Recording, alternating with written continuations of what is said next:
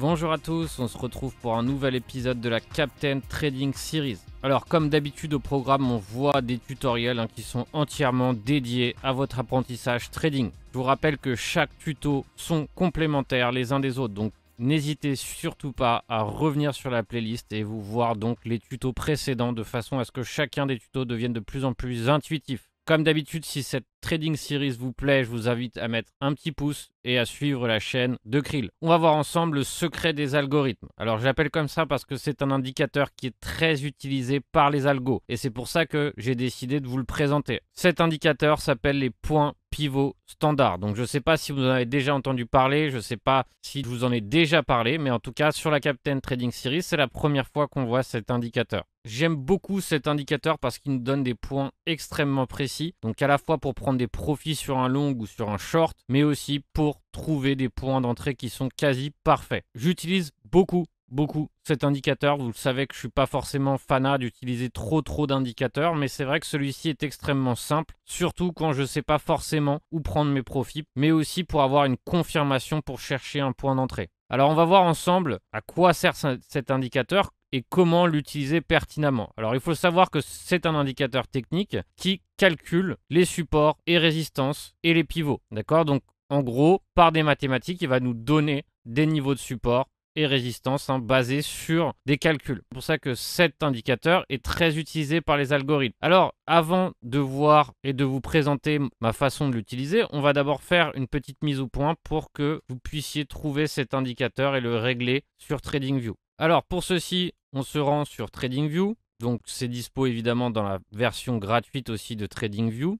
On se rend ici sur les indicateurs et métriques et on tape ici point pivot standard. D'accord? Pour moi, c'est dans mes favoris. C'est un que j'utilise très souvent. Donc, de même, ici, je vous invite à faire de même si vous souhaitez le revoir. Vous le mettez dans vos favoris. Donc, je clique ici et comme on peut voir sur le graphique, on voit apparaître des lignes oranges. Résistance, pivot, support. Donc, c'est à ça que représente chaque lettre. Mais parfois, on peut très bien utiliser le pivot comme support. Ça ne change rien.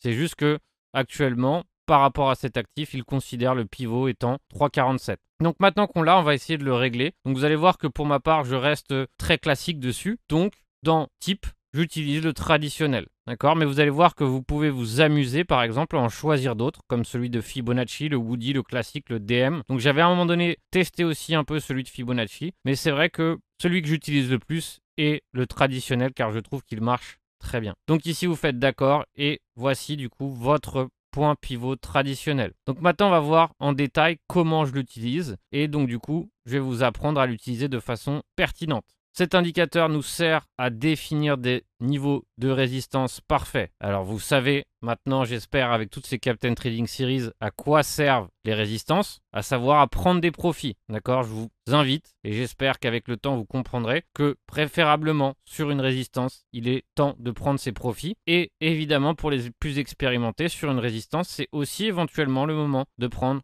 un short. Alors, comme vous pouvez le voir sur cet exemple ici avec l'Ethereum, vous voyez ici que par exemple le pivot ici, donc le traditionnel pivot, était une résistance et le prix a parfaitement buté dessus avant de corriger. Donc vous voyez qu'ici par exemple si on était acheteur précédemment, c'était un point parfait pour prendre ses profits et éventuellement pour les plus expérimentés, ajouter évidemment à d'autres méthodes, c'était aussi éventuellement un point de short. Deuxième façon de l'utiliser, c'est tout simplement de l'utiliser pour trouver des supports ou des éventuels points d'entrée. Très généralement, j'évite de shorter un support, tout simplement parce que généralement les supports servent à tenir le prix, bien qu'à un moment donné, dans certains cas de figure, ils cèdent. Donc vous voyez dans cet exemple ici sur le Atom à quel point précisément ici le prix s'est arrêté sur la S1 quasiment au point près et on a une belle bougie de retournement ici qui s'est mis en place, un espèce de marteau. Donc vous voyez à quel point c'est précis. Donc si nous on était short éventuellement, vous voyez que c'était parfait pour prendre ses profits. Alors évidemment on aurait pu lancer une stratégie d'achat ici, évidemment si on sait ce qu'on fait, etc. Mais vous voyez que ces niveaux sont extrêmement précis. Alors c'est pour ça que ça répond à une problématique qu'on me pose souvent, c'est où est-ce que je dois prendre mes profits, où est-ce que je peux trouver des points d'entrée. Derrière, si vous avez évidemment d'autres éléments techniques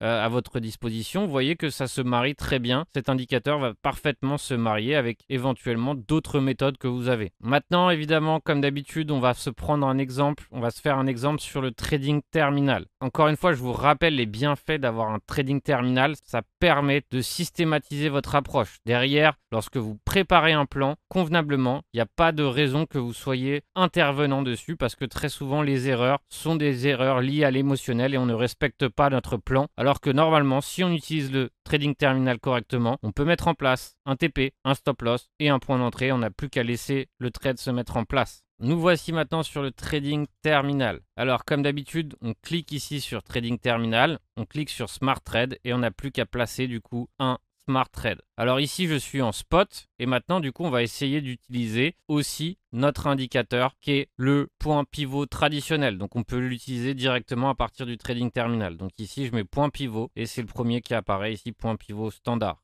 On voit par exemple ici sur le Bitcoin, la S1 se trouve à 40 300. D'accord? Donc ça pourrait être un niveau intéressant pour acheter du Bitcoin. Pour ma part, dans cet exemple, je vais acheter du Frax, qui est un actif que je cherche à acheter sur un support. Et je clique ici sur Frax. Alors qu'est-ce que je constate? Je constate que la S2 se trouve actuellement sur les 26 $. Donc ici, qu'est-ce que je vais faire? Je vais faire all-in. Je vais prendre du coup toute ma balance qui est disponible et je vais acheter du Frax à 26 $. Donc qu'est-ce que je fais ici par exemple?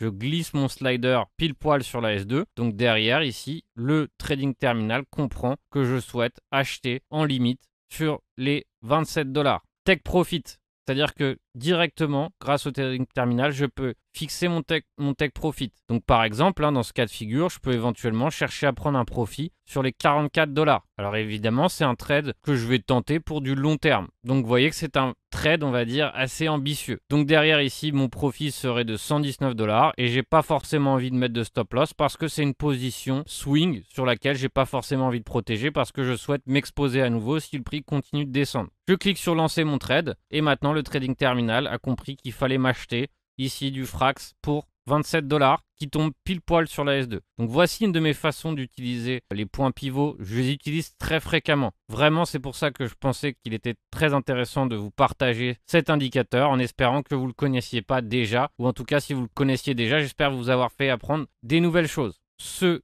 tuto de la Captain Trading Series est terminé. Donc vous avez compris maintenant à quoi me sert cet indicateur que j'utilise très fréquemment. Savoir où prendre des profits, que ce soit short, que ce soit long, et trouver des points d'entrée précis. Parfois, il est extrêmement intéressant d'utiliser la S2 pour comprendre où éventuellement les algorithmes peuvent s'arrêter. Je vous souhaite un bon trading à tous. Soyez évidemment prudents, vigilants sur les marchés. C'est moins facile que d'habitude, évidemment. Donc, n'oubliez pas, si vous respectez 1 à 1 chaque vidéo de la formation de la Captain Trading Series, je suis sûr que vous en sortirez bien mieux qu'une grande majorité qui ne fait pas ce travail de bien se renseigner.